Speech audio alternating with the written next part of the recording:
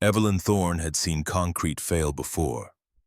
3 years ago on a construction site in Denver, she'd felt it through the soles of her boots, a vibration that didn't belong, a frequency wrong enough to make her spine go cold.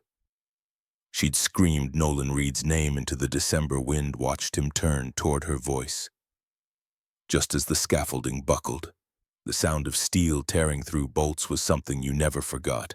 Neither was the silence that followed. The investigation cleared her. Structural failure, they said. Metal fatigue in a support beam nobody could have predicted. Nolan's widow didn't speak at the funeral. His mother did, though. Looked Evie straight in the eye and said nothing, which was worse than any accusation. 3 months later, Evie let her engineering license lapse. Couldn't afford the renewal fee, she told herself. Couldn't stomach another site, was closer to the truth. Now she worked 3 jobs that required nothing sharper than a box cutter. Mornings at the grocery store, afternoons cleaning office buildings, evenings stocking shelves at a discount pharmacy. The kind of work that left her too tired to think, which was exactly the point. She'd learned to calculate the minutes between shifts, the dollars between paychecks, the days between evictions. Tonight's math was simple and unforgiving.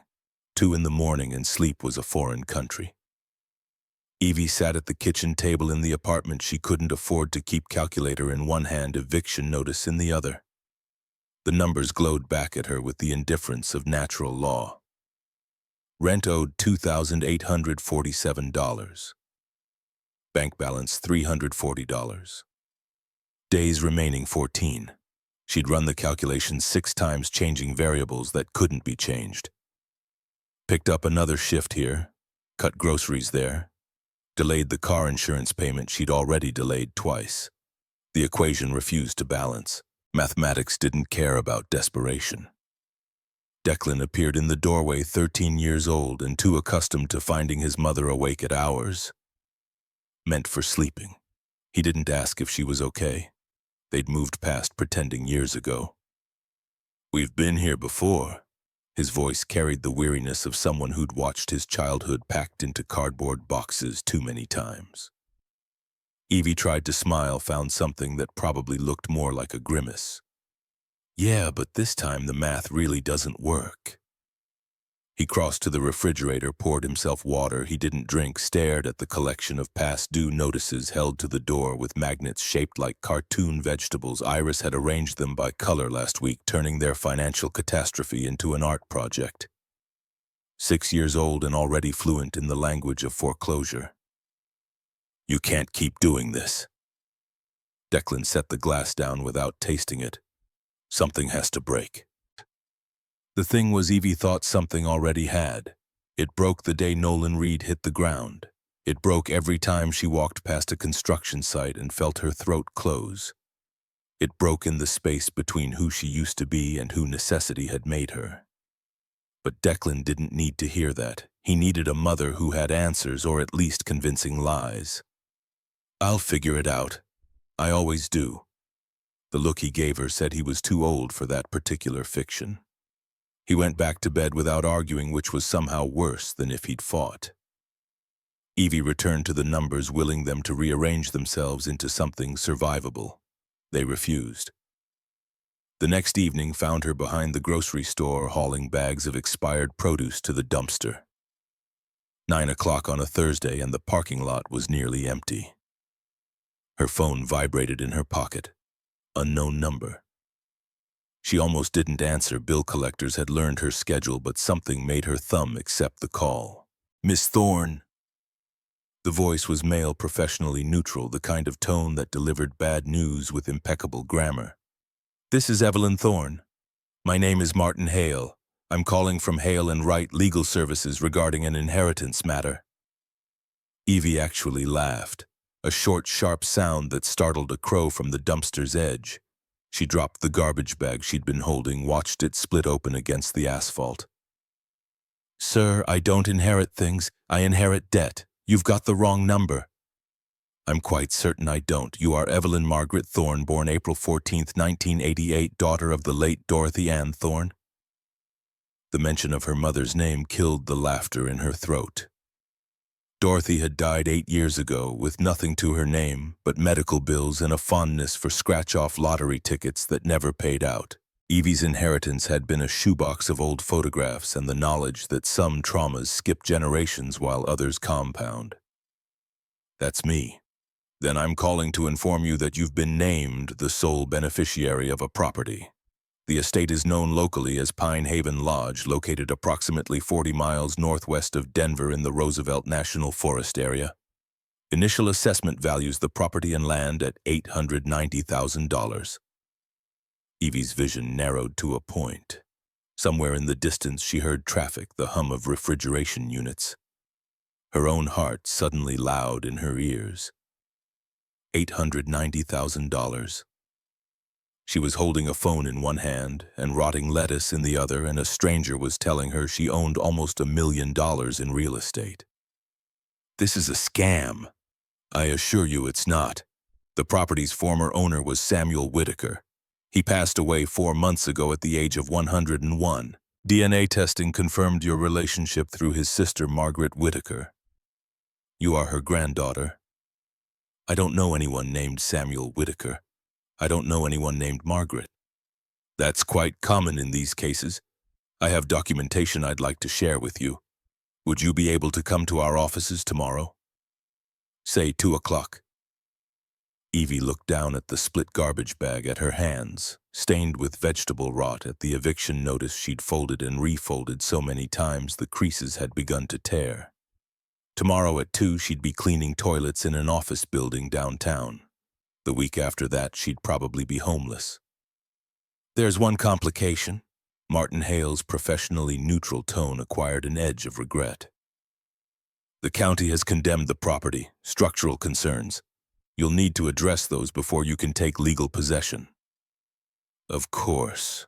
The universe had a sense of humor after all. It was offering her a fortune in a building too broken to inhabit. Evie found herself smiling for real this time, the kind of expression that had nothing to do with joy. I'll be there. She gave 2 weeks' notice at all 3 jobs that night, then lay awake wondering if she'd just made the worst decision of her life. Probably. But the eviction notice was still stuck to her refrigerator, and the worst decision was occasionally the only decision available.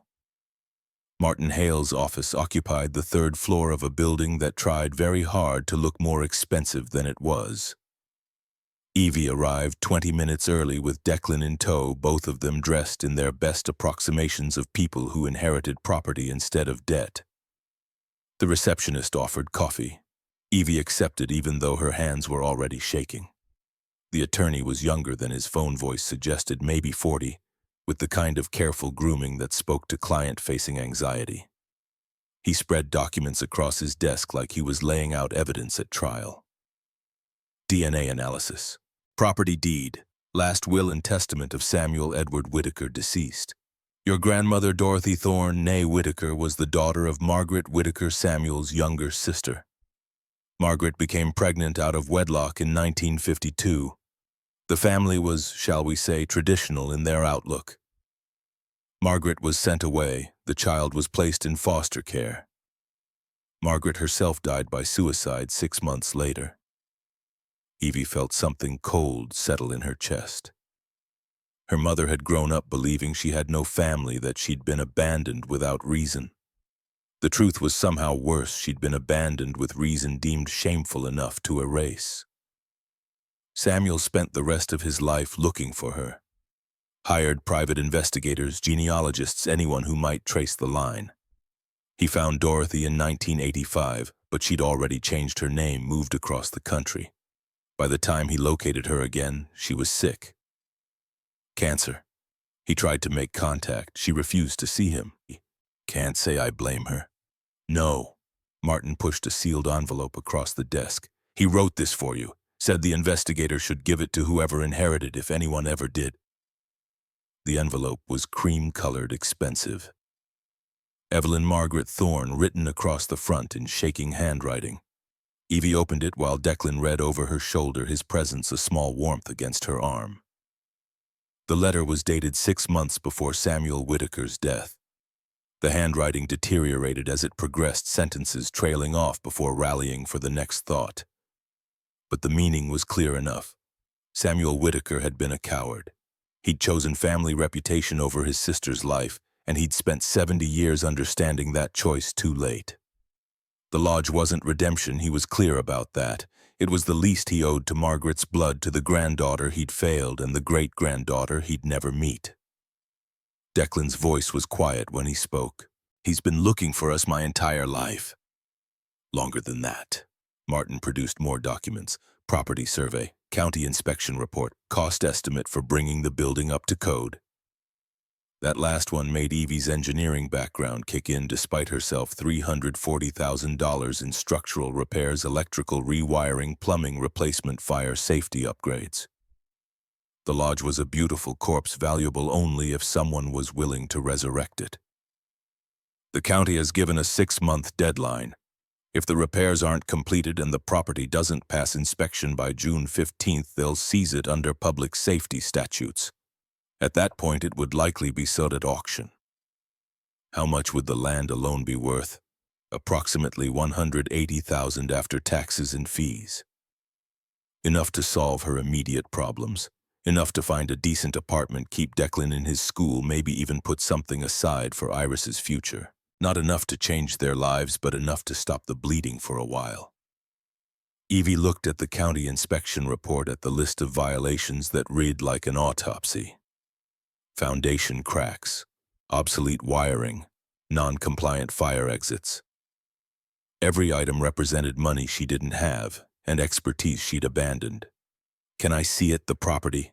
Of course. I should warn you, the county has it chained off. Technically, you're not supposed to enter until the title officially transfers, but... He pulled a key from his desk drawer. Samuel's estate included this. I can't officially recommend you use it before the paperwork clears, but I also can't stop you from taking a drive. Evie pocketed the key. It was heavier than she expected, old brass worn smooth by decades of use. The kind of key that opened doors meant to stay closed. They drove up the mountain the next morning, all three of them, because Evie couldn't afford childcare and wouldn't leave Iris alone anyway. The road wound through pine forest thick enough to make noon feel like dusk. Declan navigated using his phone, reading off directions while Iris drew pictures of what she imagined the lodge would look like, usually involving towers and possibly dragons. Will it have a tower? I don't think so, baby. Can I name it? It already has a name. Pinehaven Lodge. That's a boring name. I'm going to call it the Dragon Castle. Evie let her. Names were free and Iris had little enough to call her own. The road narrowed, turned to gravel, then to dirt packed hard by winter freeze. Declan's phone lost signal. They drove another 10 minutes on faith and momentum before the trees opened up and the lodge appeared. It was enormous.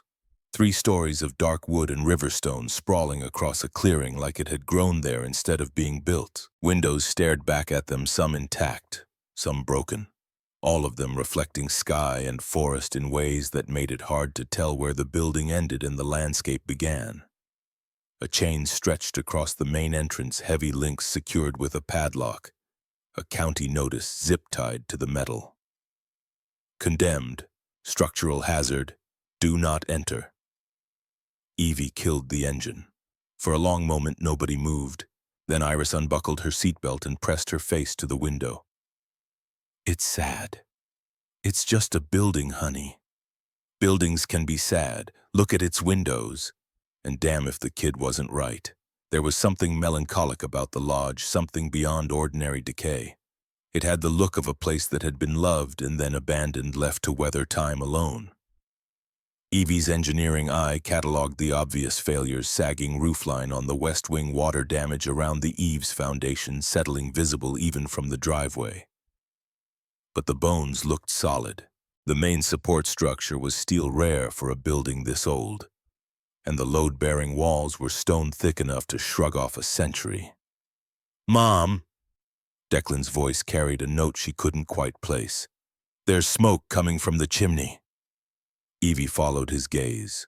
Sure enough, a thin curl of gray rose from one of the stone chimneys on the north side.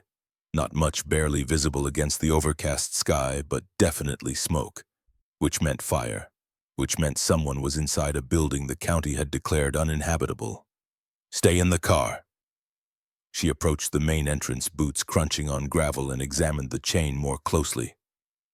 It was secured with a padlock she didn't have a key for, but the heavy brass key in her pocket might work on the door itself if she could get to it. Evie circled the building looking for another entrance and found a service door on the east side. No chain, no padlock, just old wood and older hinges. The brass key slid into the lock like it had been waiting.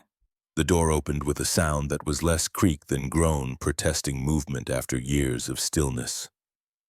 Evie stepped inside and the temperature dropped 10 degrees. The space beyond was a mudroom, empty except for hooks on the walls and the smell of old wood. A second door led deeper into the building. She pushed it open. "I can hear you out there. You've got 10 seconds to state your business." The voice came from somewhere ahead, male, older, with an edge that suggested the speaker was entirely serious about the countdown. Evie's heart kicked into a faster rhythm, but she kept her voice steady. "This is my property. I'm Evelyn Thorne. I inherited—" The door in front of her swung open. The man on the other side was maybe 70, lean, in the way of someone who'd been strong once and refused to forget it.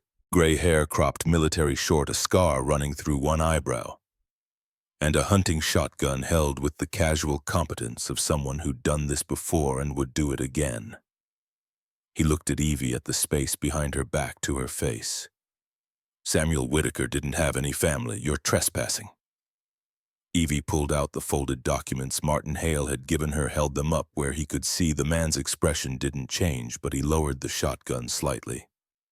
Took the papers, read them with a thoroughness that suggested he actually understood legal language. When he looked up, his face was carefully neutral. "Paperwork says you're legitimate. Doesn't mean you'll last the winter." "Are you Warren Ashford?" His eyebrows rose a fraction, surprised maybe that she knew his name. "Will says you have lifetime tenancy. I'm not here to evict you." "Then what are you here for?" "Good question." Evie looked past him into the lodge proper at what she could see of the great room beyond. Vaulted ceilings, exposed beams, a fireplace large enough to stand in. Decay everywhere, yes, but also evidence of former grandeur. It was the kind of space that made you remember what ambition looked like. "I want to understand what I'm dealing with before I decide anything." Warren studied her for a long moment. Then he turned and walked back into the lodge, leaving the door open behind him. Evie took that as invitation enough. She followed him into the great room, cataloging structural issues as she went. Hardwood floors, solid but uneven. Water stains on the ceiling suggesting roof leaks. Electrical outlets from the 1940s, cloth-wrapped wiring probably running through the walls like fire waiting to happen. "You've got engineering background." It wasn't a question. Warren had noticed her examining the load-bearing columns the way she'd checked the window frames for rot. Evie hesitated, then decided truth was easier than invention. "I used to. Not anymore." "Structures don't lie. People do. You saw what I saw. The bones are good." He was right. Underneath the neglect, Pinehaven Lodge had been built by someone who understood what they were doing. The main supports were over-engineered for the load they carried, the foundation deeper than code required, the stone walls thick enough to insulate against mountain winters. It would cost a fortune to restore, but it could be restored. That was more than most ruins could claim. The weather changed while they talked, or maybe it had been changing all along and Evie was only now noticing. The temperature dropped.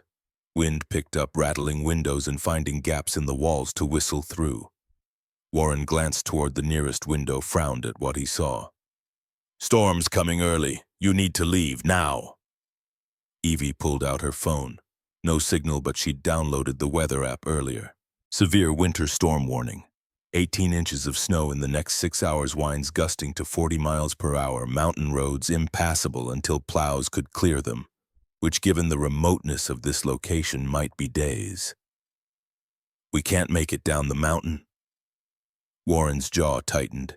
He looked at her, then passed her toward the mudroom where he must have heard Declan and Iris entering despite Evie's instructions to stay in the car. 2 kids, one of them barely school age, about to spend the night in a building the county had declared unfit for habitation. Then you better learn fast how to keep a 100-year-old boiler alive. The storm hit like it was angry. Snow went from light flurries to whiteout in the space of 20 minutes. Evie brought the kids inside, grabbed what supplies they had from the car: granola bars, bottled water. The emergency blankets she kept in the trunk because experience had taught her that disasters rarely announce themselves politely. Warren disappeared into the basement, came back with wood for the fireplace and news that wasn't good. "Boiler's running, but the pressure gauge is dead. We're flying blind down there." The temperature inside the lodge began to drop. Not quickly, but steadily, the kind of creeping cold that meant the heating system wasn't keeping up with the storm outside. 45 degrees became 40, became 38, kept falling. Iris wrapped herself in both emergency blankets and still shivered.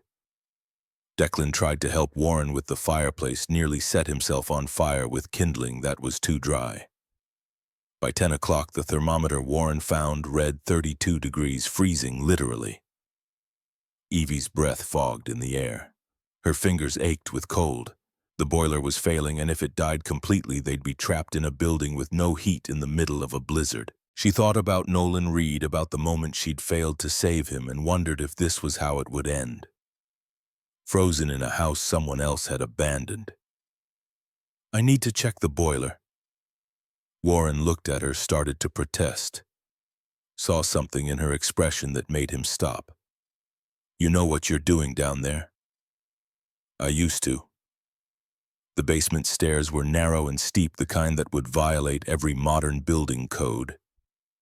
Evie descended into darkness that smelled like heating oil and rust, using her phone's flashlight to navigate between old furniture and storage boxes. The boiler occupied the far corner, a hulking thing from the 1940s that probably weighed more than her car. Warren hadn't been lying about the pressure gauge. It was frozen at zero, useless. But Evie had worked on systems like this during her apprenticeship, back when she was learning the trade from the ground up instead of designing from the safety of an office. She examined the fuel line, traced it back to the oil tank, checked the connections. Found the problem almost immediately. The fuel line had a partial blockage restricting flow. The pressure relief valve was stuck closed, probably corroded shut. Simple problems, relatively speaking, if she had the right tools. "I need Teflon tape, an adjustable wrench, and something to catch oil spillage." Warren's voice came from the top of the stairs. "Give me 2 minutes." He returned with everything she'd asked for, plus a bucket and some shop rags that had probably been down here since the lodge closed. Evie set to work, and for the first time in 3 years, her hands remembered what they were supposed to do: drain the line, clear the blockage, replace the deteriorating gasket with new tape, free the stuck valve, each step precise, mechanical, comforting in its certainty. Her hands shook, not from cold, though the basement was freezing, but from memory.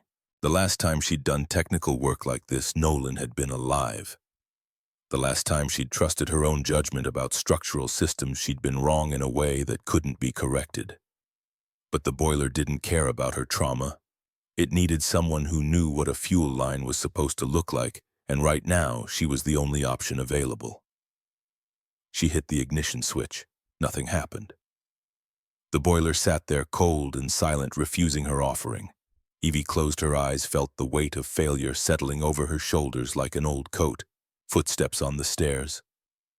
Iris appeared in the circle of flashlight, wrapped in blankets, looking like a very small ghost. "Try again, Mom. Buildings can be stubborn." The confidence in her daughter's voice was enough to make Evie's throat tighten. 6 years old, and already Iris believed her mother could fix anything. The responsibility of that faith was crushing. Evie turned back to the boiler, checked her work one more time, found nothing obviously wrong. Sent a brief prayer to whatever gods watched over obsolete heating systems. Hit the ignition. The boiler roared to life like it had been waiting for precisely the right amount of begging. Heat began to radiate from the metal casing, slow at first, then building. Evie sat back on her heels. Felt warmth start to spread through the basement and realized she was crying. Just a little. Just enough. Warren appeared at the bottom of the stairs, looked at the running boiler, looked at Evie. "You actually know what you're doing." "I used to." They climbed back upstairs together. Within 20 minutes, the lodge's temperature began to rise. 40 degrees, 45, 50. The ancient radiators clanked and hissed as hot water moved through pipes that hadn't been used in years, but they worked. Warren made coffee on a camp stove he produced from somewhere, and they sat around the fireplace while the storm tried to tear the world apart outside. Declan had wrapped himself and Iris in the emergency blankets, creating a cocoon of silver mylar that reflected firelight. He looked at Evie across the flames. "Why do you have spare gaskets for a 1940s boiler?" Warren sipped his coffee, didn't answer immediately. When he did, his voice carried weight beyond the words. "Samuel asked me to keep this place ready, said someone would come." The next morning, the storm still raged, trapping them for at least another day.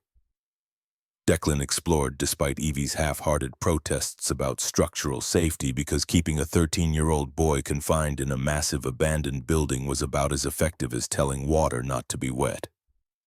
He disappeared into the warren of rooms and hallways, came back an hour later with news. "Found something. You need to see this." Evie followed him to what had probably been the library, a 2-story room with floor-to-ceiling bookshelves and windows that would have offered spectacular mountain views if they weren't currently being pelted with snow. Declan led her to the north wall, pointed at a bookshelf that looked identical to all the others. "Check the depth." Evie examined it. The shelf protruded 18 inches from the wall, while its neighbors only came out 12. She ran her hands along the frame, found a small latch hidden behind a decorative panel carved with pine trees, pulled it. The entire bookshelf swung outward on a mechanical track system, smooth despite decades of disuse. Behind it was a narrow compartment running the height of the wall, lined with filing cabinets from floor to ceiling. Evie stepped inside, feeling like she'd crossed into a different era. The cabinets were labeled in careful handwriting: guest ledgers, 1921-1968. Financial records, personal correspondence. The fourth cabinet had no label, just a combination lock set into the drawer front. Iris appeared in the opening, looked at the hidden room with an expression of pure wonder. People wrote about being happy here. She'd opened one of the guest ledgers, was running her fingers over handwritten entries that dated back to before Evie's grandmother was born. Page after page of names, dates, brief comments about stays that had mattered enough to record. The Hendersons, December 1956. "Our family was broken when we arrived. This place gave us space to breathe. We're leaving whole again." Warren had followed them, stood in the doorway with an expression Evie couldn't quite read. "That was Samuel's vision, sanctuary when life was too loud." Evie pulled out more ledgers, read through decades of entries. The pattern became clear quickly. Pine Haven Lodge had specialized in hosting people in crisis. Post-war veterans struggling with what would later be called PTSD. Couples grieving losses the world expected them to move past. Families rebuilding after bankruptcy or illness, or the 1,000 other catastrophes that crack lives open. Samuel Whitaker had given them space and time and grace, apparently without regard for whether they could afford it. He ran this place at a loss for 30 years. Declan had found the financial records, was scrolling through ledgers that documented a slow hemorrhaging of family wealth. Samuel had burned through his inheritance, keeping the lodge open, subsidizing stays for people who couldn't pay, maintaining a building far larger than necessary for profit. It should have been terrible business. Instead, it looked like purpose. Evie thought about the letter Samuel had written about choosing family reputation over his sister's life. This lodge was his attempt at correction, not redemption. He'd been clear about that, but at least an acknowledgement that some failures demanded response. He couldn't save Margaret. He'd spent 70 years saving everyone else. Iris found a photograph album in one of the lower cabinets, flipped to a picture of a young man standing beside the lake's summer light, turning the water silver. Someone had written on the back, James, July 1968. Last one before everything changed. Warren's face went carefully blank when he saw it. That's James Whitaker, Samuel's son. Last photo ever taken of him. 2 weeks later, he was dead. The silence that followed felt heavy enough to have physical weight. Evie looked at the photograph at the young man who'd been 21 and apparently immortal, frozen in a moment before he learned otherwise. What happened? Official report said accidental drowning. But I was here that night, saw things that didn't make the report. Warren didn't elaborate and Evie didn't push. They were trapped in a storm in a house full of other people's ghosts with enough immediate problems that adding historical mysteries seemed unwise. But Declan had moved to the locked cabinet, was examining the combination dial with the focused intensity he usually reserved for video games or particularly complex math problems. Why lock one cabinet in a hidden room? Because Samuel put his war in there. Never wanted it found. The storm raged through a second day. They rationed the granola bars, drank water from bottles and then from the tap once Evie tested it and found it clear enough, kept the boiler running and the fire fed. Iris drew pictures of the lodge as she imagined it might have been full of people, windows glowing, smoke rising cheerfully from chimneys. Declan became obsessed with the locked cabinet, trying different combinations based on dates he found in the ledgers. 1921 when the lodge opened, 1945 when the war ended. Nothing worked. Evie read through the guest ledgers chronologically, watching the evolution of Samuel Whitaker's project. The early years were commercial, wealthy families escaping city heat, businessmen, hosting retreats, the occasional wedding. But something shifted in 1946 after Samuel returned from the war. The guests became different. The comments changed. People started writing about healing, about finding themselves, about the lodge as refuge rather than resort. She thought about her own healing, about the 3 years she'd spent running from the part of herself that had been a structural engineer. About the cost of survivor's guilt and the weight of expertise you couldn't trust anymore. Samuel Whitaker had carried similar weight apparently and channeled it into giving other people what he couldn't give himself. Peace, maybe, or at least the space to look for it. Iris appeared at her elbow, studying the photograph of James Whitaker with an intensity that seemed unusual even for her. Try James's birthday. Declan looked up from where he'd been examining the locked cabinet for the 100th time. I don't know his birthday. It's written on the back, October 17th, 1947. Declan flipped the photograph over, confirmed Iris was right. Looked at his little sister with new respect. He turned to the combination lock, tried the sequence. 10, 1747. The lock clicked open with a sound that seemed too loud in the quiet room. Inside the cabinet was Samuel Whitaker's war. Military medals arranged in a velvet-lined case, bronze star, purple heart. Others Evie didn't recognize, but were 2 artifacts carefully preserved and labeled. A Japanese flag signed by Samuel's platoon, a samurai sword with provenance documentation, maps from Pacific campaign battles marked with notations in fading ink. Everything meticulously organized, cataloged, valued. And beneath it all, a letter addressed to whoever opened this cabinet. Evie read it aloud while Declan and Iris listened, their faces serious in the flashlight glow. Samuel's handwriting shook worse than in the letter Martin Hale had given her, sentences wandering before finding their way back. But the message was clear. The collection was worth over $1 million, appraised and documented. He couldn't sell it, felt like profiting from dead friends, from suffering he'd survived when they hadn't. But he wanted it preserved, wanted it to mean something beyond the violence that created it. A memorial, maybe. Proof that broken men could build something lasting. The last paragraph hit differently. I lost James because I was blind to evil close to home. I locked away my war, but I should have fought the war in my own town. Don't make my mistake. At the very bottom of the cabinet, underneath the artifacts and the appraisal documents, were files labeled in a different handwriting. Private investigation reports dated from 2005 through 2019. Samuel had hired someone to investigate his son's death. Had paid them for 14 years to chase a truth the county had declared settled. Warren saw the files and color drained from his face. He hired someone I didn't know. Evie opened the first report, scanned the summary page, felt her stomach drop. James Whitaker's death had been ruled accidental drowning, but the private investigator had found witnesses the official investigation had ignored. Bruising patterns inconsistent with a fall, documents in James's car about county corruption, and a sheriff named Earl Hayes who'd closed the case in 48 hours without following standard procedure. The report's conclusion was carefully worded but unmistakable. James Whitaker's death was not accidental. Evidence suggests homicide covered up by County Sheriff Earl Hayes. The roads cleared 3 days after the storm hit. Evie spent those 72 hours reading investigation reports by flashlight while Warren grew increasingly quiet and Declan cataloged everything in the hidden room with the methodical precision of someone building a legal case.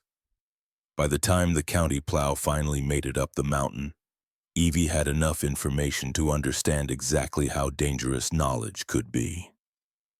She drove back to Denver with Samuel Whitaker's letter burning a hole in her jacket pocket, and a question she couldn't answer circling her thoughts like a vulture. The collection in that locked cabinet was worth $1.2 million, maybe more, to the right museum. Enough to fix the lodge and secure her children's future with money left over. Enough to never worry about eviction notices again. Samuel's letter had been explicit: this is not for sale. But Samuel was dead and Evie had 2 kids and 12 days before homelessness became concrete instead of theoretical. Martin Hale's office felt smaller the second time, or maybe Evie was just carrying more weight.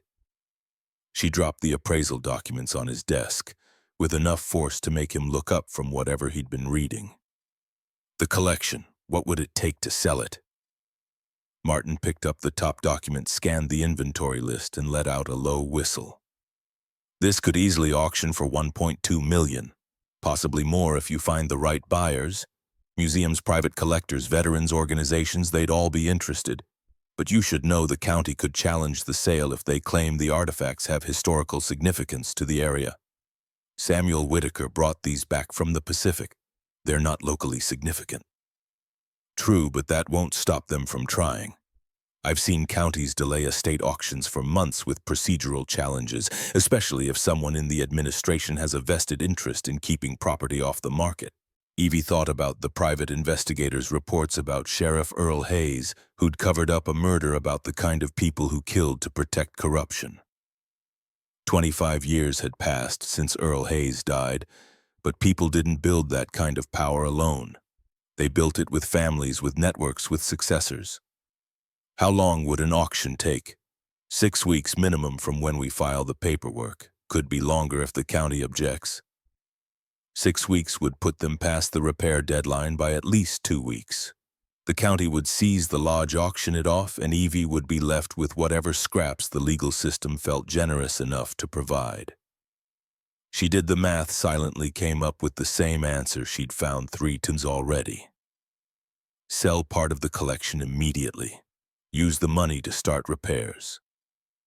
Hope the county didn't burn everything down before she could finish. I want to sell 40%.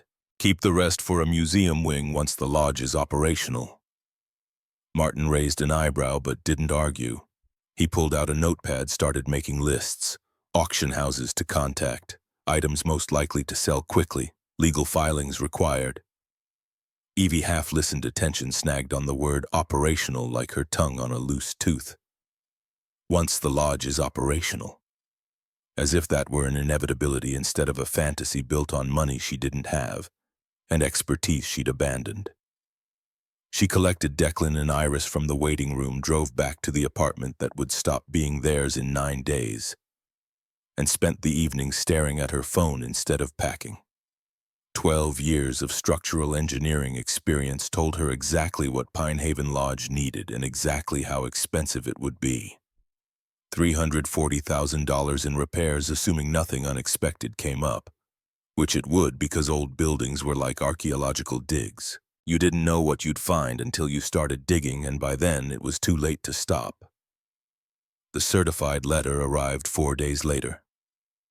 County Attorney's Office return address printed in the kind of official font designed to make recipients nervous.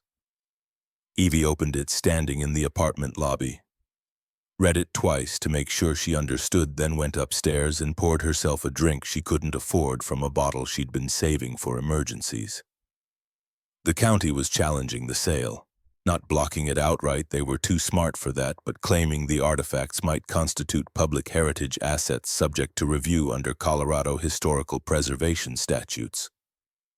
Translation: they could delay the auction indefinitely while a committee of bureaucrats decided whether Samuel Whitaker's war memorabilia was important to local culture. The letter included a court date for an emergency hearing. 2 weeks out, which was 1 week past Evie's eviction deadline. She called Martin Hale. He answered on the second ring, which meant he'd been expecting this. "They're stalling. Hayes knows if he can delay the sale long enough, you'll miss the repair deadline and the county can seize the property through condemnation."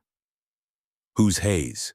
"Clayton Hayes, county commissioner. His father was Earl Hayes, the sheriff who investigated James Whitaker's death." Small counties are like that. Power runs in families. Evie felt something cold crystallize in her chest. The man whose father had covered up a murder was now in position to steal the property that murder had orphaned. It was the kind of circular corruption that would have been funny if it weren't actively destroying her life. "Can we win the hearing?" "Probably. Samuel's will is clear. The provenance proves the artifacts came from overseas, and the county's argument is weak. But probably takes time, and time is what Hayes is buying. Even if we win, he can appeal, drag it out another month. By which point I've lost the lodge anyway." "Yes." Evie hung up and looked at the eviction notice still stuck to her refrigerator, held there by a magnet shaped like a smiling avocado. 9 days. She'd spent 3 years running from the career that had killed Nolan Reed, and now she was going to lose everything because she'd been too broken to keep the license that might have saved her. The irony was sharp enough to cut. The hearing happened in a courthouse that smelled like floor wax and institutional despair. Evie wore the one professional outfit she owned, sat next to Martin Hale at a table that wobbled, and watched a man who had to be Clayton Hayes settle into the gallery with the confidence of someone who'd never lost anything he didn't choose to lose. Mid-50s, expensive suit, the kind of face that looked trustworthy in campaign photos. His eyes passed over Evie without interest, dismissed her as easily as breathing. The county's attorney argued that artifacts recovered during wartime might have cultural significance to the community whose sons had fought. Martin countered with provenance documentation, with Samuel's clear ownership, with the absence of any local connection beyond geography. The judge listened with the expression of someone who'd heard similar arguments 1,000 times and found them all equally tedious. The ruling came down. 20 minutes later, sale could proceed, but county reserved right of first refusal on any pieces offered at auction. A win, technically. Martin seemed pleased, but Evie had watched Clayton Hayes during the proceeding, had seen the small smile when the judge mentioned delays in processing. 3 weeks lost to legal maneuvering. 3 weeks she didn't have. She drove straight from the courthouse to the apartment she no longer lived in. The eviction had happened while she was proving her right to sell artifacts she might never profit from. Her belongings sat in boxes on the curb. Everything she owned reduced to a volume small enough to fit in a storage unit she couldn't afford. Declan and Iris waited on the sidewalk with Warren, who'd driven down from the lodge without being asked. The old man didn't offer sympathy, just helped load boxes into Evie's car until the suspension groaned. "You can stay at the lodge. It's not legal, but the county already thinks you're crazy for wanting it." They drove back up the mountain that afternoon, all 4 of them, plus everything Evie owned, and moved into a building condemned as uninhabitable. Warren had been living there for years, had the routine down: keep the boiler running, avoid the sections where floors had gone soft, don't trust the electrical outlets. He gave them the East Wing guest rooms, which were in slightly better shape than the rest. Iris claimed a room with a window seat. Declan took the one with built-in bookshelves. Evie collapsed on a mattress Warren had salvaged from somewhere, and thought about how far she'd fallen since the last time she'd slept somewhere the county had approved. The next morning she started making calls. Contractors first because the repairs wouldn't happen by themselves. She got through to 3 before the pattern became obvious. The first said he was booked through spring. The second quoted her triple the market rate. The third listened to the address and hung up without explanation. Warren was replacing rotted boards on the front porch when she came outside, frustration making her movements sharp. Hayes is leaning on everyone. You're blacklisted. He can't control every contractor in the state. No, just the ones close enough to be useful. Anyone from outside the county won't want to drive this far for a job that might disappear if Hayes decides to escalate. Evie sat down on the porch steps, looked at the forest surrounding them at the lodge that needed more help than she could provide. She had $15,000 from selling possessions she'd miss later. 6 months to complete $340,000 in repairs. And a county commissioner whose father had committed murder, apparently committed to making sure she failed. I'll start the work myself. Warren paused, mid-swing hammer suspended. You've got a structural engineer license in Colorado. The question hit exactly where it was aimed. Evie looked at her hands at calluses from grocery store work instead of construction sites, at fingers that had forgotten how to hold drafting tools. Let it lapse after the accident, couldn't afford renewal. She'd meant to sound practical. It came out defeated. Warren resumed hammering, drove 3 nails before speaking again. Know a guy, Wyatt Sullivan, electrician, doesn't scare easy and he owes me. What does he owe you? Kept him out of prison 20 years ago. Character witness when Hayes' father tried to railroad him on a DUI that was really about Wyatt refusing to wire a building without proper permits. Earl Hayes didn't like people who followed rules that interfered with business. Evie processed that, added it to the growing file of evidence that the Hayes family had been corrupt for at least 2 generations. It should have made her angry. Instead, she felt a strange kind of relief. Evil this consistent was almost comforting. At least you knew what you were dealing with. Wyatt Sullivan arrived the next morning driving a truck that had seen better decades. He was maybe 50, built like someone who'd done physical labor his whole life, with a red beard going gray and eyes that assessed Evie with the same thoroughness she'd assess a load-bearing wall. Warren made introductions. Wyatt ignored them, walked through the lodge for 30 minutes, then came back and looked at Evie. Warren says you're different than the Whitakers. Prove it. Evie pulled out the electrical plans she'd drawn the night before, sketches based on memory and modern code requirements. She walked him through the existing system, pointed out violations, explained her proposed fixes. Wyatt listened without interrupting, which was either a good sign or meant he was gathering evidence of her incompetence. When she finished, he nodded once. You know your stuff.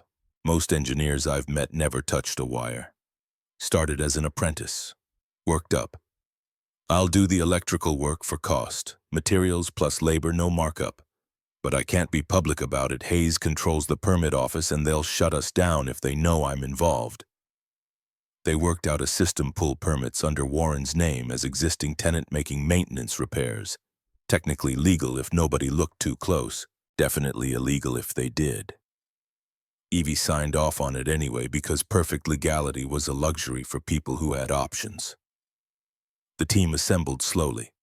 Warren handled carpentry and general construction.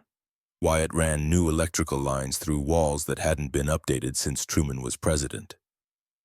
Evie managed structural engineering and project oversight, working from sketches instead of CAD, because her laptop had died and she couldn't afford to replace it. Declan took over budget tracking, building spreadsheets that tracked every dollar with the intensity of someone who understood exactly how little margin for error they had.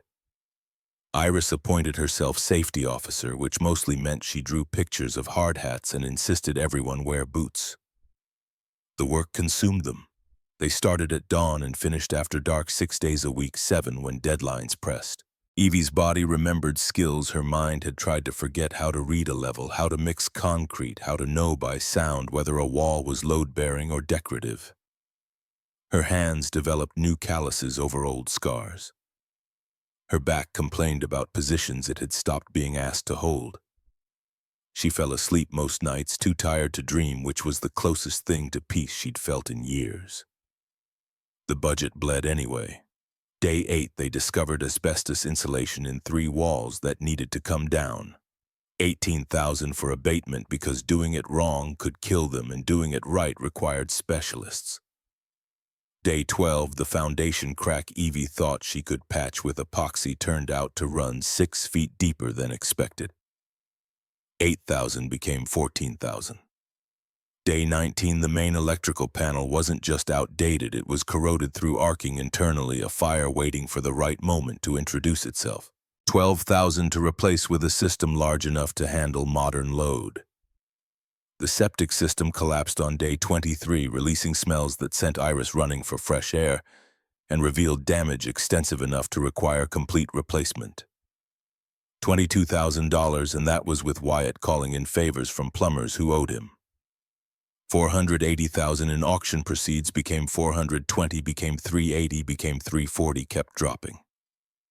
Evie updated the budget every night, watched the numbers shrink towards zero, and tried not to think about what would happen when they ran out of money with work still unfinished.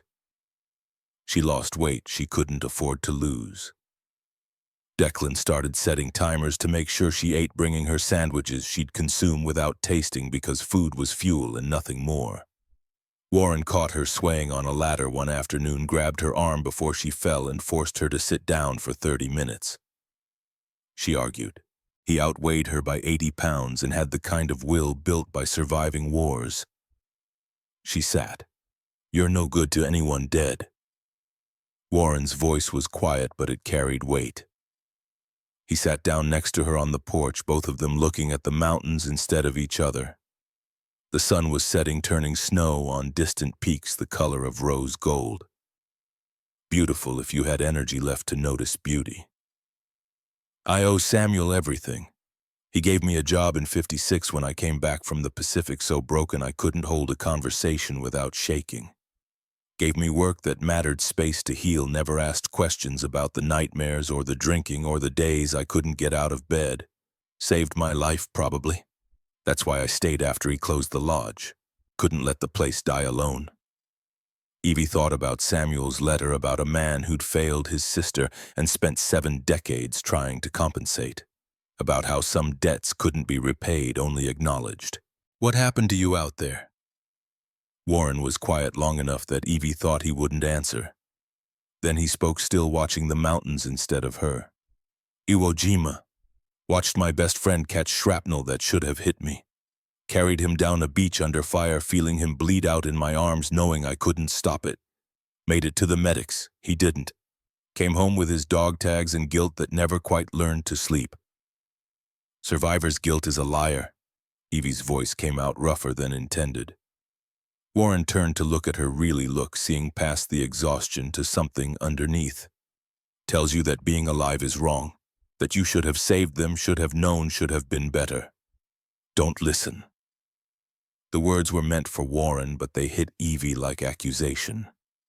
She thought about Nolan Reed, about the bolts she should have checked and the seconds she'd lost to hesitation. About 3 years spent running from expertise because using it meant remembering the cost of failure. What if it's right, though? What if I should have known? Then you carry it. You don't let it stop you from knowing next time. Week 6 brought roof beam replacement. The West Wing needed structural support before winter came back, which meant working on scaffolding 30 feet above ground. Evie had avoided heights since the accident had found reasons to assign that kind of work to Warren or Wyatt. But they were both occupied elsewhere, and the weather forecast showed another storm system moving in. The beam had to be replaced today or wait another week they couldn't spare. She climbed the scaffolding slowly, tool belt heavy at her waist, trying not to think about the last time she'd been this high. The beam waited for her compromised wood that needed cutting out and replacing with steel-reinforced lumber. Simple work, mechanically. The kind of task she could have done in her sleep 5 years ago. The first cut went fine. Circular saw biting through old wood sawdust falling like snow. But when she shifted position to make the second cut, the scaffolding creaked. Just a normal sound, metal settling under weight, nothing wrong. Her brain didn't care about normal. It heard that creak and translated it into the groan of failing support structure into the moment before Nolan Reed died. Evie froze. Hands locked on the saw lungs, forgetting how to process air vision, narrowing to a point. 30 feet up on scaffolding that was perfectly safe, having a panic attack that absolutely wasn't. She couldn't move, couldn't breathe right, could only stand there while her body relived trauma in perfect sensory detail. Warren's voice cut through from below, sharp enough to redirect her drowning attention. "Evie, look at me. Not down." She managed to turn her head. Warren was climbing the scaffolding, moving carefully despite his age, coming up to her level. He stopped 3 feet away, close enough to help if she fell, but not close enough to crowd her. "That sound's not here. That day's not today. Nolan's gone. You're here and your kids need this roof." "I hear it. Same sound before." The words wouldn't complete themselves. Warren waited, patient as mountains. "In 44, I froze in combat. Watched my buddy catch that shrapnel because I couldn't move fast enough, couldn't think past my own fear. You know what my sergeant told me after?" Evie shook her head, didn't trust her voice. "Said fear doesn't leave. You just learn to work alongside it. Now finish that beam." The command was gentle but absolute. Evie looked at the half-cut beam, at the saw in her hands, at the drop below that would hurt a lot if she fell, but probably wouldn't kill her. Probably. She took a breath that felt like swallowing glass, then another. The third one came easier. She thumbed the saw back to life and finished the cut. The beam came free. Warren helped her maneuver the replacement into position, held it steady while she drilled pilot holes and drove lag bolts home. They worked in silence, two people who'd learned that some conversations happened better without words. When the beam was secure, Evie tested it with her weight, felt it hold solid, and started climbing down. Her legs gave out on the last ladder section. Just buckled, betrayed by adrenaline crash and muscles shaking from held tension. She hit the ground harder than dignified, sat there in the dirt and cried for the first time since Nolan's funeral. Not quiet tears. Full-body sobs that hurt, coming out, that tasted like 3 years of grief she'd been too functional to process. Iris found her like that, wrapped herself around Evie's shoulders with the fierce protectiveness of children who understood more than they should. "You were brave up there, Mom." "I was terrified." "That's what makes it brave." The wisdom of 6-year-olds delivered with complete certainty. Evie held her daughter and cried until the well ran dry, then stood up and went back to work because the beam was finished, but the roof still needed shingling. Wyatt came running around the corner of the lodge 20 minutes later, moving faster than Evie had seen him move before. "Problem. Inspector's here. Unscheduled." The county inspector's truck sat in the driveway, official seal on the door panel, Tobias Brennan climbing out with a clipboard and an expression that suggested he'd been looking forward to this. Mid-40s, expensive boots, the kind of bureaucrat who enjoyed power more than the job. He looked at the work they'd been doing at the scaffolding and supplies at Evie in her work clothes covered in sawdust and tear tracks. "Anonymous tip about unpermitted work. I'm here to verify compliance." Evie pulled out the permits Warren had filed, presented them with hands that had stopped shaking. Brennan examined them like he was reading Sanskrit, flipped through pages with the slow thoroughness of someone who billed by the hour. "These permits are for maintenance and minor repairs. What you're doing here constitutes major structural renovation. That requires different permits, different inspections, different fees. The work falls within the scope of Miss Thorne. I've been a county inspector for 15 years. I know the difference between patching a roof and replacing support beams. What I'm looking at here is unpermitted construction." He walked through the lodge, writing violations with the enthusiasm of a composer finishing a symphony. Electrical work exceeds permit scope, stop work order. Scaffolding not certified by county, safety violation. Debris disposal non-compliant with environmental code, citation and fine. By the time he finished, he'd accumulated $15,000 in fines and shut down every aspect of their renovation. Wyatt watched from the porch, hands in pockets, expression carefully neutral. When Brennan got back in his truck, Wyatt turned to Evie. "He's Clayton Hayes' brother-in-law, married to Hayes' sister. This isn't about code compliance." No, Evie thought. It was about power protecting itself, about making sure nobody threatened the comfortable corruption that let families like the Hayes clan run counties like personal fiefdoms. She stood in her condemned lodge looking at stop work orders that would guarantee she lost everything and felt rage crystallize into something harder than fear. That night she read the private investigators' reports again. All 14 years of them, every detail Samuel Whitaker had paid someone to uncover about his son's death. The picture they painted was thorough and damning. James Whitaker hadn't drowned accidentally. He'd been murdered almost certainly by someone who didn't want the corruption he'd discovered to become public. Sheriff Earl Hayes had closed the investigation in 48 hours, had actively suppressed evidence, had threatened witnesses into silence, including Warren. Evie found him in the great room feeding logs to the fireplace with the kind of careful attention that suggested he was thinking about other fires in other times. "You were there, the night James died." Warren's hands stilled on the log he'd been positioning. He didn't turn around, didn't confirm or deny, just waited the way people wait when they've been carrying a secret so long it's become part of their skeleton. The PI reports mention a maintenance worker who was working late on the dock. Someone who saw something but was too scared to testify. That was you. Warren set the log down, finally turned to face her.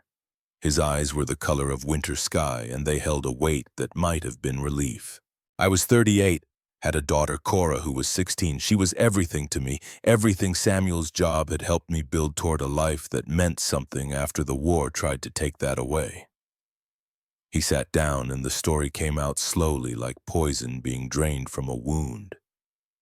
He'd been doing late maintenance on the dock that August night. Heard voices arguing James Whitaker and a man Warren later learned was Garrett Hayes Clayton's older brother. They were fighting about documents about proof of corruption James had found. Garrett had demanded the papers. James refused. There was a scuffle. James stumbled, hit his head on the metal dock. Cleet fell into the water unconscious. Garrett had stood there for 30 seconds watching. Then he'd walked away, left James to drown, went to get his father, the sheriff. They came back together 20 minutes later, found Warren trying to pull James's body from the water, already too late. Earl Hayes had put a gun to Warren's head, told him if he ever spoke about what he saw, Cora would have an accident. Made it clear that accidents happen to teenage girls all the time and nobody would question it. I tried to tell Samuel twice, but Earl had deputies watching me. The third time I worked up courage, Cora got jumped by 3 guys outside her school. They didn't hurt her badly, just enough to remind me what would happen if I kept trying. So I stopped. Warren's voice was steady, but his hands shook. 55 years of carrying murder, of watching Samuel Whitaker grieve his son while knowing exactly who'd killed him. Of being too afraid, too practical, too aware of the cost of truth. "Your daughter, where is she now?" "Oregon, safe. Married 3 kids of her own. I haven't seen her in 10 years. She doesn't know why I stayed at this lodge instead of following her west. Can't tell her without explaining what I was running from." Iris appeared in the doorway, drawn by voices or instinct. She looked at Warren with the kind of clarity children sometimes have before the world teaches them to look away. "Were you scared, Mr. Warren?" "Terrified, kiddo. Mom was scared on the roof, but finished anyway. Maybe you can finish now." Warren looked at Evie, and something passed between them that didn't need language. He'd spent 55 years being too scared to finish what he'd started. She'd spent 3 years doing the same. Maybe it was time they both learned to work alongside their fear instead of letting it win. Evie made the decision sitting there in the firelight with her daughter's hand in hers and Warren's confession still echoing off the walls. She pulled out her phone, looked up contact information for the county newspaper, and started composing an email before she could talk herself out of it. "I have a story about corruption and murder, and I have proof. She hit send before fear could intervene. Then she sat back, felt Declan's weight settle next to her on the couch, watched Iris fall asleep against Warren's shoulder. They were squatting in a condemned building about to go to war with a county commissioner whose family had gotten away with murder for half a century. The smart move would be to sell everything, take what money she could, and disappear before Clayton Hayes decided threats weren't working fast enough. But Evie had spent 3 years making the smart move, and it had gotten her evicted. Maybe it was time to try stupid instead. The sound of breaking glass jerked her awake 3 hours later. Evie was on her feet before her brain caught up, running toward the great room where smoke was starting to curl toward the ceiling. A bottle lay shattered on the floor, flames spreading from where it had broken, eating into old wood with enthusiasm. Molotov cocktail, her engineer's mind noted with detached precision. Thrown through the west window, accelerant splashed in a pattern designed for maximum spread. Warren appeared with a fire extinguisher. Wyatt stumbled from the guest room with another. Evie grabbed the garden hose, fed it through the broken window, and started spraying while Declan called 911 with shaking hands. The fire fought back, found purchase in dry wood and old varnish, climbed toward the ceiling with intent. 15 minutes of chaos. Smoke thick enough to choke on heat that blistered exposed skin, the chemical smell of fire suppression foam mixing with burning wood. The fire trucks arrived while they were still fighting, brought professional equipment and firefighters who took over with the kind of competence that only comes from training. By the time they declared it contained, the west corner of the great room was destroyed. Water damage extended another 20 feet. And Evie's face was covered in soot she'd breathe out for days. The fire chief examined the Molotov cocktail's remains with the expression of someone who'd seen this before. Accelerant used. Gasoline, probably. This was arson, and whoever did it knew enough to make it spread fast. The sheriff arrived an hour after the fire trucks, which told Evie exactly how seriously the county took attempted murder when the victim was inconvenient. Deputy Harlan Moss took her statement with the enthusiasm of someone filling out paperwork. He'd already decided didn't matter. Yes, he'd write it up. No, there probably wasn't much they could do without witnesses. Had she considered that maybe she was making enemies by stirring up old business about a death that happened before she was born? Evie looked at him through smoke-irritated eyes, at this deputy who worked for the same county that had employed Earl Hayes, and wondered how many generations it took before corruption became tradition.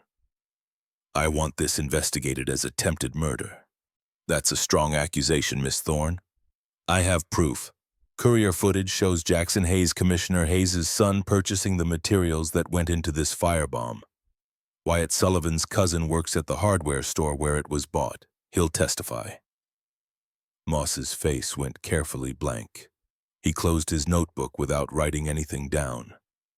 Unless you have direct evidence Commissioner Hayes ordered this, there's not much I can do. His son's an adult, makes his own choices. Choices that coincidentally align with his father's interests. That's speculation, Miss Thorne. Bring me evidence or bring me nothing. He left, and Evie sat on the porch steps watching sunrise light the mountains, while Declan and Iris slept inside, exhausted from fear. Warren joined her after a while, 2 coffee mugs in his hands, both of them staring at damaged lodge and recognizing what the fire meant. Warning shots were over. Clayton Hayes had tried legal maneuvering, tried economic pressure, tried bureaucratic harassment. Now he was trying fire. Next time he might try something more direct, the kind of something that ensured Evie couldn't testify about anything because corpses made poor witnesses. She should have been afraid, should have packed up her kids and run as far as money and desperation could carry them. Instead, she felt something cold and sharp settle in her chest, something that felt almost like certainty. I'm calling the press, all of it.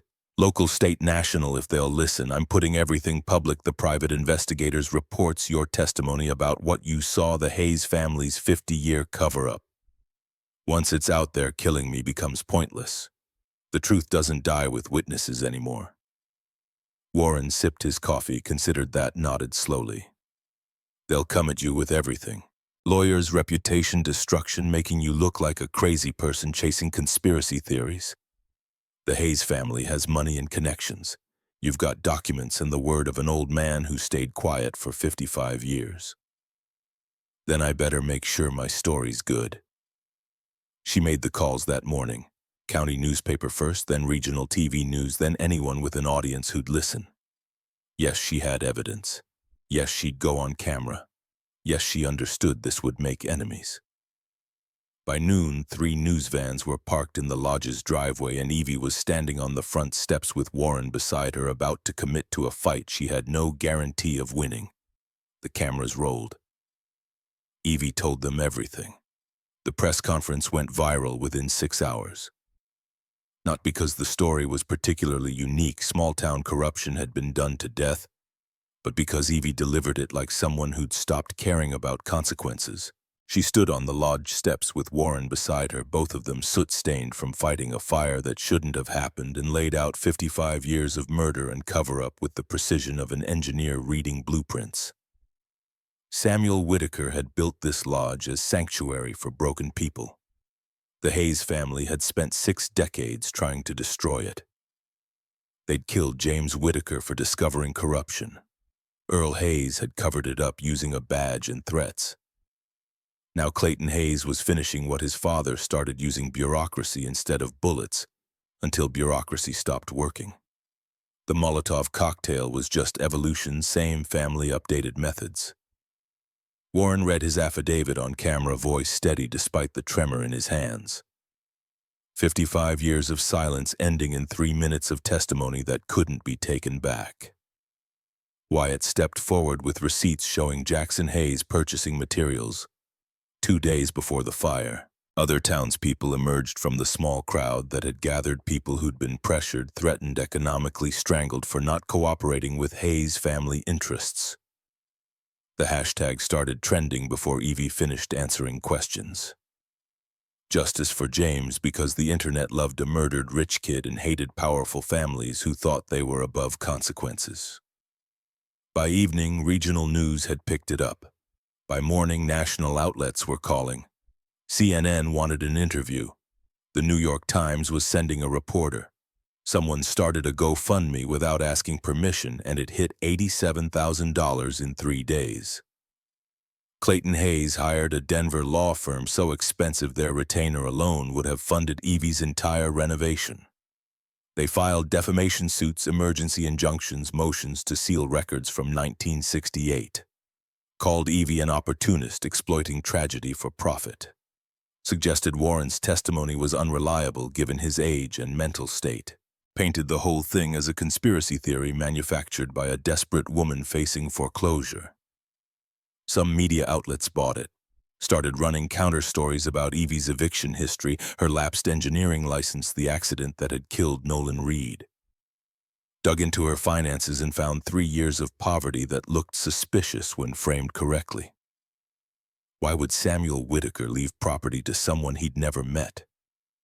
Wasn't it convenient that she'd found evidence of murder right when she needed money? Declan got bullied at the temporary school Evie had enrolled him in. Kids parroting things their parents said about his mom being a liar. Iris developed anxiety, stopped wanting to leave the lodge, started having nightmares about fires. Evie got threatening calls at hours designed to ensure she couldn't sleep. The FBI showed up asking questions that felt more like interrogation, wanting to verify evidence. Cross-check testimony, make absolutely certain she wasn't manufacturing a scandal. The legal team working pro bono law school clinic, young attorneys who thought they could change things, started looking nervous. This was bigger than they'd anticipated. Hayes had connections in the state legislature, friends in law enforcement, money enough to bury them in procedural warfare until everyone aged out of caring. But the internet had decided Hayes was guilty, and the internet didn't get bored as easily as courts did. Donations kept flooding in. Veterans organizations pledged $50,000 toward the museum wing Samuel had wanted. Historical societies offered to co-sponsor preservation. Contractors from 3 counties over started calling, offering services now that going public had made blacklisting harder. Greer Morrison walked into the lodge 2 weeks after the press conference. The hardware store owner who'd refused to sell Evie supplies back when Hayes's disapproval still mattered. He was 65, looked older, carried himself like someone who'd spent a lifetime making small compromises until they added up to something he couldn't recognize. "I owe you an apology. Should have stood up years ago when Hayes was just getting started. Told myself it was business, that you can't fight City Hall, all the excuses cowards use. I'm offering you 6 months credit, no interest, whatever you need to finish this place." His voice cracked on the last part. Evie accepted the apology, and the credit line watched him leave, looking lighter, and thought about how much courage it took to admit you'd been wrong for decades. More than she had, probably. She'd only been wrong for 3 years. The county board called an emergency meeting to vote on the lodge's condemnation status. 200 people packed a room designed for 50 overflow crowd watching through windows. Local news filming everything, because this had stopped being about building codes and become about whether justice could exist in places where power protected itself. Hayes's attorney argued the property remained structurally unsound, posed public danger, should be seized for community safety. Evie's team countered with an independent structural engineer's report paid for by the Veterans Organization, conducted by someone with no stake in the outcome. The lodge met code with current repairs, was safe for occupancy, would be an asset to the community once completed. Clayton Hayes stood to speak, and the room went quiet with the attention people paid to power. He was good, had to give him that. Talked about rule of law, about how personal vendettas couldn't override public safety, about Miss Thorne's history of permit violations and her exploitation of tragic family history for financial gain. Made it sound reasonable, made it sound like protecting the community instead of protecting himself. Then Wyatt Sullivan stood up. The interruption wasn't planned, wasn't coordinated, just a 52-year-old electrician who'd spent 20 years being scared and had apparently hit his limit. He produced a signed affidavit, cleared his throat, and read it to a room that had gone silent for different reasons than when Hayes spoke. He'd witnessed Jackson Hayes purchasing materials used in the arson attack, had receipts from his cousin's hardware store showing the purchase, had security footage showing Jackson loading gasoline bottles, rags into his truck. This wasn't speculation. This was documentation, and it connected the Hayes family directly to attempted murder. The courtroom erupted. Hayes's attorney tried to object, claimed the evidence was inadmissible in a county board meeting, demanded time to review. 3 more townspeople stood up, each with their own testimony. Hayes pressuring businesses to blacklist Evie. Jackson bragging at a bar about scaring off the new owner. County Inspector Brennan admitting drunk to someone he thought was a friend that Clayton had ordered him to find violations whether they existed or not. The board chair, a woman in her 70s who'd somehow avoided Hayes' family corruption by being too stubborn to bribe and too popular to threaten, called for order. When the room finally quieted, she turned to Clayton Hayes with an expression that could have stripped paint. "Commissioner Hayes, you need to recuse yourself from this vote. The state attorney general has opened an investigation into your family's conduct. Until that concludes, you may not participate in matters related to Pine Haven Lodge." Hayes went red, started to argue, seemed to realize that anything he said now would be quoted in news articles he couldn't control. He stood, gathered his briefcase with hands that shook just slightly, and walked out. The door closing behind him sounded final. The vote was 4-0 lift. The condemnation order grant Evie a 60-day extension on the repair deadline. Not generous exactly, but possible. Maybe. Evie left the courthouse and threw up in the parking lot, adrenaline crash and relief and terror all hitting at once. 60 days to finish, $340,000 in repairs. She had $87,000 from GoFundMe, $50,000 from Veterans Organization's donations of materials and labor from contractors who'd finally stopped being afraid. Call it $200,000 total if she was optimistic. Still short by a lot, and optimism had never been her strongest quality. Work resumed the next morning with an intensity that bordered on violence. 20 volunteers showed up, daily people who'd seen the news coverage and decided they wanted to be part of defeating corruption instead of enabling it. Some had skills: carpenters, plumbers, electricians willing to work for cost. Others just had anger and time, which was enough for demolition and hauling. Declan built an online progress tracker, posting photos and updates that turned the renovation into a narrative people could follow. The numbers went viral in their own right. Percentage of electrical completed, linear feet of plumbing replaced, square footage of roof repaired. People invested in incremental progress in ways they never invested in completed projects. Iris designed a thank you board, hand-drawing names of everyone who'd helped, and suddenly donors had faces attached to their contributions.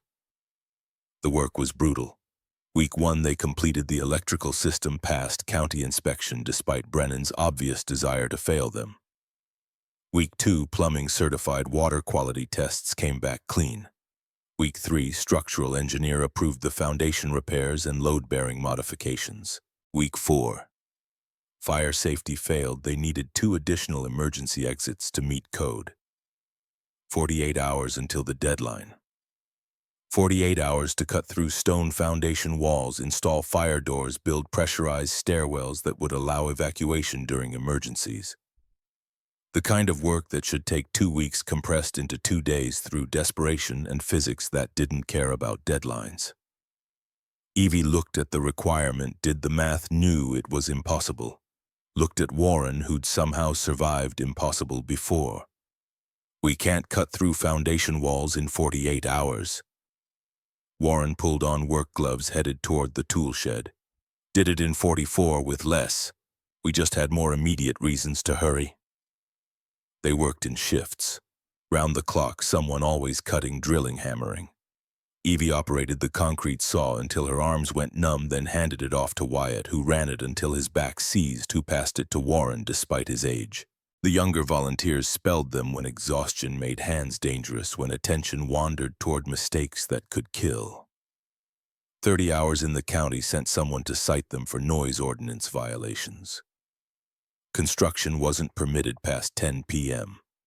The crowd of townspeople that had gathered to watch formed a human chain between the county official and the lodge entrance. Dared him to arrest them all. He left. The work continued. Declan calculated stress loads and optimal cutting patterns, turning desperation into engineering. Iris brought coffee and sandwiches, appointed herself timekeeper, announced hourly progress in a voice that somehow stayed cheerful despite operating on no sleep. The walls came down in sections. Fire doors went up, installed with precision that would have been impressive if they'd had a week instead of hours. Pressurized stairwells took shape, emergency lighting powered by circuits Wyatt ran through walls he'd just finished closing. They completed the work 2 hours before the deadline, then collapsed in various states of exhaustion, while Evie called the state inspector's office and requested final review. Vanessa Burke arrived 6 hours later, professional to the point of severity, and conducted an 8-hour inspection that felt like surgical examination.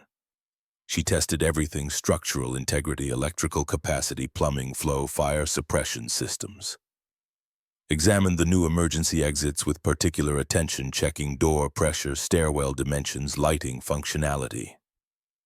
Evie followed her through every room, answering technical questions, producing documentation Declan had organized with obsessive precision. Warren trailed behind, silent but present, like he needed to witness this final judgment. Iris had fallen asleep on a couch in the great room, wrapped in emergency blankets, still wearing her hard hat. Burke spent 30 minutes on the 3rd floor testing each guest room's egress route, timing how long evacuation would take, checking smoke detector placement. Came back downstairs and examined the new fire exits again, making notes that Evie couldn't read from where she stood. The silence stretched long enough to hurt. Finally, Burke looked up from her clipboard. Fire extinguisher placement is incorrect. Code requires one on the 3rd floor landing. You've mounted it on the 2nd floor. Evie's heart stopped. 48 hours of hell defeated by a detail she should have caught. The kind of mistake that happened when you worked on no sleep with everything riding on passing. Burke looked at her, expression unreadable. You have 10 minutes to correct this. They moved the extinguisher. Warren climbed the stairs despite his age, Wyatt following with mounting hardware, both of them working with the focused intensity of people who understood this was the last obstacle between failure and survival. 7 minutes.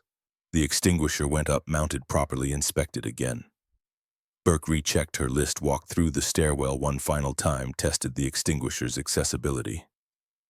Returned to the great room where Evie waited, trying not to calculate how much it would cost to appeal if they failed, whether she had any fight left if this didn't work. Burke produced a certificate of occupancy from her briefcase. Signed it on a side table, effective, immediately handed it to Evie with an expression that might have been respect. "This lodge meets all state and county building codes. You're legal." The crowd that had been waiting outside erupted, cheering, crying, the kind of celebration reserved for victories that cost more than they should. Someone grabbed Evie in a hug. Greer Morrison, the hardware store owner, tears running down his face. Wyatt shook Warren's hand with enough force to make the old man wince.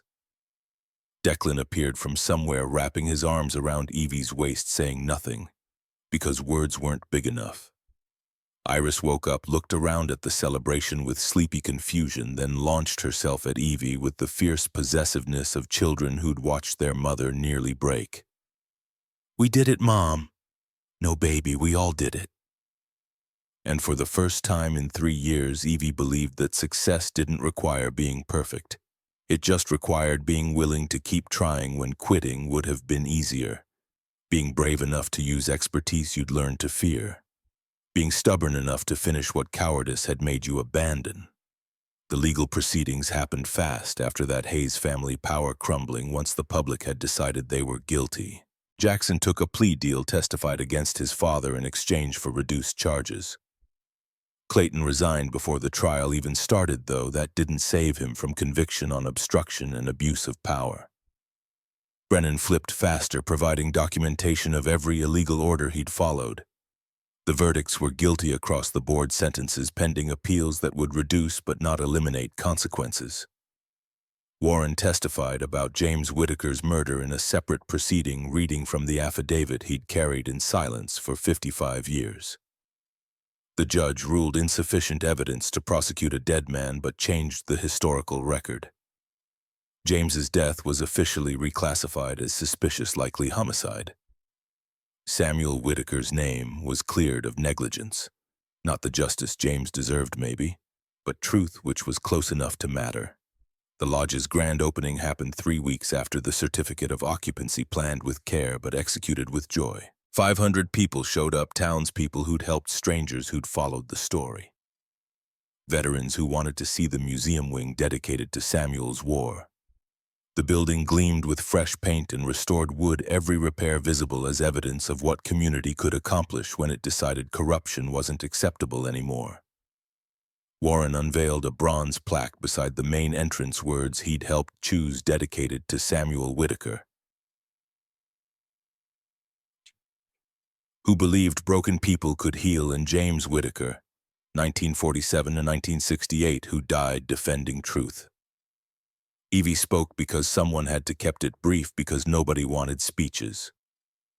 Thanked the community, announced that 10% of lodge revenue would fund scholarships for local students pursuing trades or engineering. Named Owen Keller as the first recipient, Wyatt's son, who'd learned electrical work during the renovation and discovered he was good at it. Explained the lodge would operate as a non-profit, community-owned, governed by a board that included everyone who'd fought to save it. Then she stepped back and let the celebration happen without her, because this victory belonged to more people than just the woman who'd inherited it. 6 months later, winter returned to the mountains. Evie stood in the same spot where she'd first seen Pinehaven Lodge. But everything had changed. Snow fell in heavy curtains that would have buried them if the roof hadn't been properly repaired. The lodge glowed from every window, warm light spilling onto white ground, smoke rising from chimneys that worked the way they were supposed to. Inside, a wedding reception was winding down, local couple, modest budget, exactly the kind of event Samuel had probably imagined. The lodge was thriving by metrics that mattered more than profit. 70% occupancy even in winter. Town council meetings held here permanently. Veterans groups conducting weekend retreats. Museum attracting visitors who wanted to understand what war cost and what healing looked like. Evie had started teaching Tuesday evenings. Introduction to Structural Engineering for Women. 15 local women learning to read blueprints, calculate loads, understand the physics that kept buildings standing. Some wanted career changes, others just wanted knowledge men had assumed belonged to them. Either way, Evie was rebuilding something in herself by teaching them, reclaiming expertise she'd spent 3 years running from. The class ended, students filing out into snow while comparing notes. Evie stayed behind, cleaning whiteboards, erasing equations that would reappear next week with different numbers. Declan was working late at the architecture firm, learning professional practice while still helping weekends at the lodge. Warren led evening tours, now voice stronger, carrying stories forward instead of burying them. Iris burst through the door, snow in her dark hair, cheeks flushed from cold. "Mom, Mr. Warren says the lodge wants to tell you something." Evie smiled at her daughter's insistence on treating the building like it had feelings. Maybe it did. Maybe places absorbed the intentions of people who built them, carried forward the purposes they were meant to serve. "What's that?" Iris delivered the message with ambassador-level seriousness. "Thank you for staying." Evie looked up at the vaulted ceiling, at beams she'd helped replace, at the chandelier Warren had rewired. This building had been Samuel Whitaker's apology, his decades-long attempt to compensate for the sister he'd failed. It had become her resurrection, the place where she'd stopped running from who she used to be. "Thank you for waiting." She locked the door's solid locks, now protecting something worth protecting, and walked to her car through snow already covering her tracks. Behind her, Pinehaven Lodge stood warm against winter darkness, filled with purpose. And people serving the function Samuel had imagined and then proving it could survive beyond him. The drive down the mountain was easier now, roads maintained, marked with reflectors. Evie's apartment was small but warm, affordable, because the lodge paid her enough that poverty was memory instead of present. She made tea, sat at a table that had no eviction notices attached, and thought about the distance between where she'd been and where she'd arrived. 3 years ago, Nolan Reed had died because a bolt failed. That was still true, would always be true, but also true she'd saved a 100-year-old lodge. Had defeated corruption that had lasted 2 generations, had learned that survivors' guilt was a liar, and sometimes the best way to honor the dead was refusing to die with them. Outside, snow continued falling on mountains that didn't care about human drama, but the lodge on their slope glowed warm against dark, full of people and purpose, standing as evidence that sometimes the best response to being broken was building something that would outlast the breaking. Evie finished her tea, checked on Iris and Declan sleeping in their rooms, and went to bed without nightmares. Tomorrow she'd drive back up the mountain, check on maintenance that was never quite finished, answer board questions about expansion plans. Owen Keller wanted solar panels. Good idea, probably, worth investigating. But tonight she slept in an apartment she wouldn't lose, with children who'd learned their mother's strength wasn't about never falling, it was about getting back up when staying down would have been easier. The story ended the way good stories did not, with all problems solved, but with direction established. Pinehaven Lodge stood. Clayton Hayes fell. Warren spoke truth. Evie reclaimed expertise she'd thought was gone forever. And in the space between failure and recovery, between guilt and purpose, something shifted. Not fixed exactly, but functional again. Good enough to serve, strong enough to last, which was all anyone could really ask for.